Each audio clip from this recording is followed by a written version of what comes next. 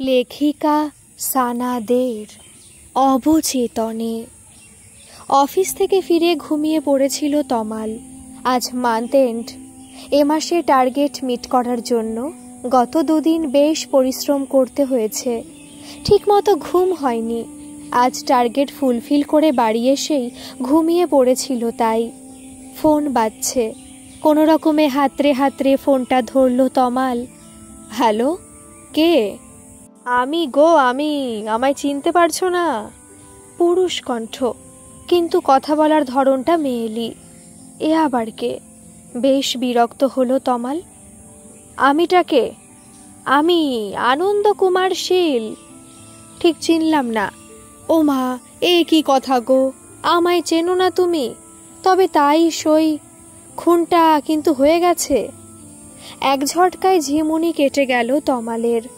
হ্যাঁ, খুন? খুন মানে? ইস ন্যাকা, খুন মানে জানো না? তাড়াতাড়ি চলে এসো, তোমার ডেড বডি দেখিয়ে তবে ছুটি। আপনি আপনি বোধহয় রং নাম্বারে ফোন করে ফেলেছেন। মোটেই না, আমি তোমাকেই ফোন করেছি, তমাল সাহাকে। আর কাউকে ফোন করতেই পারি না। কি ইয়ার কি হচ্ছে? আমি কোনো খুনটুনের বিষয় কিছু জানি না।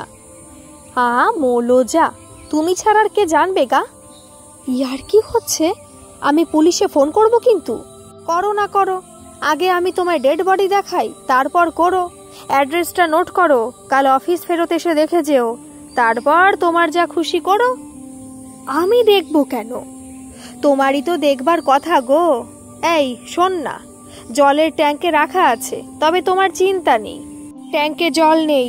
তোমাদের ফ্ল্যাট বাড়ি থেকে বেরিয়ে ডান দিকে 2টো গলি পর 3য় গলির ভিতর ঢুকে বাম দিকে 2য় বাড়ি। কাল এসো কিন্তু, আমি অপেক্ষা করব, কেমন? টাটা। ফোনটা রেখে হতবাক হয়ে কিছুক্ষণ বসে রইল তমাল। এটা কি হলো? কেউ ইয়ার্কি করলো নাকি ভয় দেখালো? কিন্তু এখানে তো সে কাউকেই চেনে না। তার বাড়ি হাসনাবাদ, অফিস বিরাটি। এত দূর যাতায়াত করতে অসুবিধা হয় বলে এই 3 মাস হলো বিরাটিতে ভাড়া এসেছে একটা 1 রুম ফ্ল্যাটে। এখান থেকে অফিস কাছাকাছি, সুবিধা হচ্ছে খুব। তবে আজ একই বিড়ম্বনা। পুলিশকে ফোন করবে?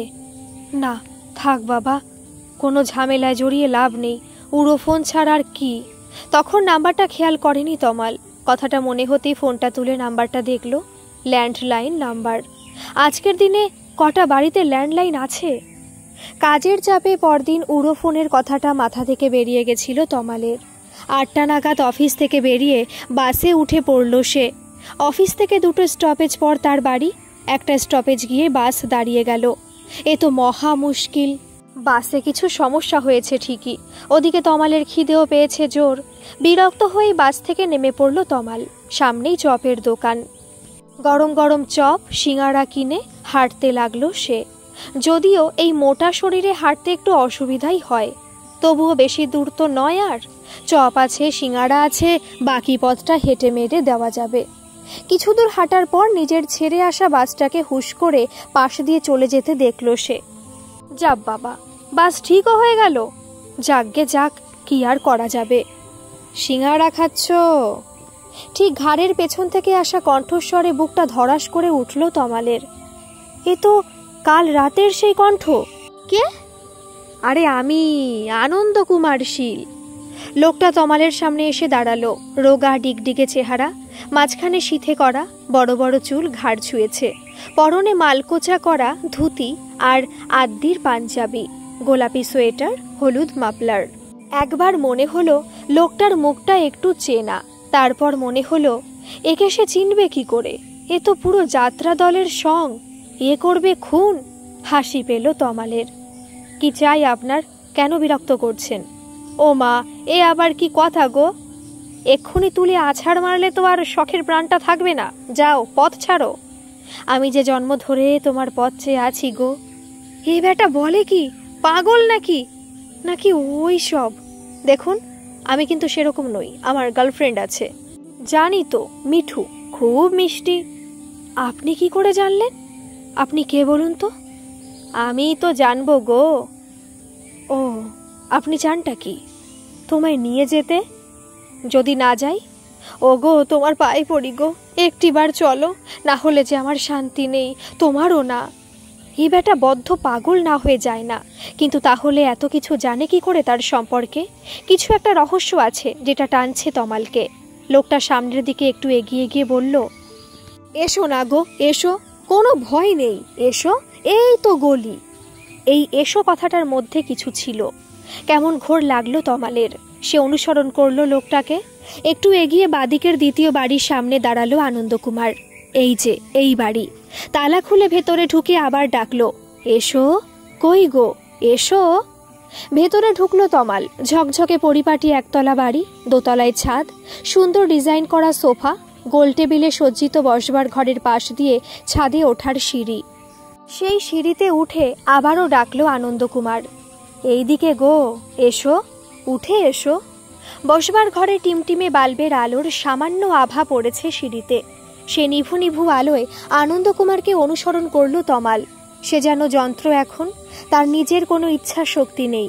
তাকে চুম্বকের মতো আকর্ষণ করছে আনন্দকুমার নামের লোকটা। ওই ডাক শুধু বাজছে তার কানে, এসো, এসো। প্রায় অন্ধকার সিঁড়ি পেরিয়ে সম্পূর্ণ অন্ধকার ছাদে পৌঁছল তমাল। লোকটা কোথায় গেল? ছাদের একেবারে শেষ প্রান্ত থেকে আওয়াজ এলো, এই যে গো, এদিকে এসো। যেন বহু দূর হতে আসছে আওয়াজ। ধীরে ধীরে এগোলো তমাল। এইটুকু দূরত্ব, তবুও সে যেন কিছুতেই পৌঁছাতে পারছে না ছাদের অপর প্রান্তে। এ যেন অনন্ত পথ, ফুরোচ্ছে না আর। শেষে তমাল যখন পৌঁছতে পারল, এই ডিসেম্বরের শীতেও সে তখন ঘেমে নিয়ে হাঁপাচ্ছে। এই পাথরটা সরাও। আনন্দকুমারের নির্দেশে তাকিয়ে দেখল তমাল একটা সিমেন্টের ট্যাঙ্ক, যার মুখটা একটা আয়তাকার পাথরে চাপা দেওয়া। সেই পাথরটাই সরাতে বলছে আনন্দকুমার। প্রাণপণ চেষ্টা করে পাথরটাকে আস্তে আস্তে সরালো তমাল। আনন্দকুমার জিজ্ঞেস করল, ভেতরে কি দেখছো গো? কি দেখব? অন্ধকার। সে আর আমার থেকে ভালো কে জানে। ভেতরে নিকষ কালো অন্ধকার। তোমার কাছে আলো নেই গো? জ্বালো না গো একটু। তাই তো, মোবাইলটা তো পকেটে আছে। বের করে টর্চ জ্বাললো তমাল। কাঁপা কাঁপা হাতে আলো ফেললো ভেতরে। কিন্তু এ কি দেখছে সে? ভেতরে আনন্দকুমার পড়ে আছে চিত হয়ে। ওই তো ধুতি পাঞ্জাবি, গোলাপি সোয়েটার পরা, দুটো হাত দুদিকে ছড়ানো, হলুদ মাফলারটা পড়ে আছে একপাশে। গলাটা চিরে দিয়েছে কেউ। রক্তে ভেসে যাচ্ছে ট্যাঙ্কের মেঝে। মুখটা হা করা, দাঁতগুলো বেরিয়ে আছে, চোখ দুটো বিস্ফোরিত, ঠিকরে বেরিয়ে আসছে যেন। চিৎকার করে উঠল তমাল। এক ঝটকায় সম্বিত ফিরল তার। আশেপাশে তাকিয়ে দেখল সে ছাড়া ছাদে আর কেউ নেই। ভয়ে আতঙ্কে ছুটতে লাগলো সে। ছাদ থেকে সিঁড়ি পেরিয়ে বাড়ির বাইরে এসেও ছুটছে তমাল। কোথায় যাচ্ছে, কেন যাচ্ছে সে কিছুই জানে না। একসময় বুঝতে পারল সে লোকাল থানার বড়বাবুর সামনে এসে দাঁড়িয়েছে। বড়বাবু অবাক হয়ে জিজ্ঞেস করলেন, এ কি, কে আপনি? একেবারে ভেতরে চলে এসেছেন কেন? একটু জল খেয়ে তমালকে গোটা বিষয়টা বলতেই হলো। ব্যাপারটা কিন্তু হিতে বিপরীত হলো। বড়বাবু লাফিয়ে উঠে বললেন, নিজে খুন করে এসে এখন গাঁজাখুরি গল্প শোনাতে এসেছো? আমরা ঘাস খাই। এই সমর, নিয়ে চল তো ওকে, দেখি কোথায় খুন করে এসেছে। সমর নামক কনস্টেবল তাকে টেনে তুলতে এবার কেঁদে ফেলল তমাল। আমি কিছু করিনি স্যার, বিশ্বাস করুন, আমি এখানে কাউকে চিনি না। খুন কেন করব? এই চুপ, চল আগে ডেড বডি দেখাবি। নির্দিষ্ট গলিতে পৌঁছে বাদিকের দ্বিতীয় বাড়ির সামনে দাঁড়িয়ে অবাক তমাল। এটা কি হলো? ঘণ্টাখানেক আগে এই বাড়ি থেকে বেরিয়েছে সে। ঝকঝকে বাড়ি, এখন পুরো বাড়ি হয়ে গেল কি করে? কথাটা বড়বাবুকে বলতেই তিনি ধমক দিলেন, তুই গাঁজা খেয়েছিস না চালাকি করছিস? দে চাবি দে। আমি কোথায় চাবি পাবো স্যার? হ্যাঁ, আবার চালাকি? এই সমর, তালা ভাঙ। তালা ভাঙা হলো। ভয়ে কাঁপতে কাঁপতে তমাল ভেতরে গেল। পুরনো চিমসানো গন্ধে তার দম বন্ধ হয়ে এলো। মাথার উপর থেকে এক ঝাঁক চামচিকে উড়ে গেল। পুলিশি টর্চের আলোয় দেখল কোথায় সোফা, কোথায় টেবিল, কিচ্ছু নেই। বড়বাবু জিজ্ঞেস করলেন, কোন দিকে? এই সিঁড়ি। চল ওঠ।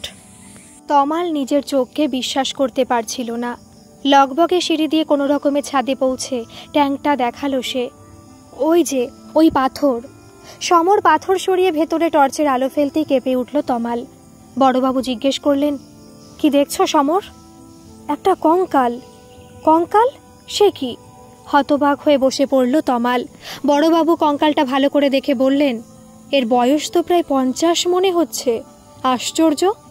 এই তোমার বয়স কত? 27, উত্তর দিল তমাল। তুমি তোমার ফ্ল্যাট আর অফিসের অ্যাড্রেসটা আর মোবাইল নম্বর দিয়ে বাড়ি যাও। আমাদের দরকার হলে তোমাকে ডেকে পাঠাবো।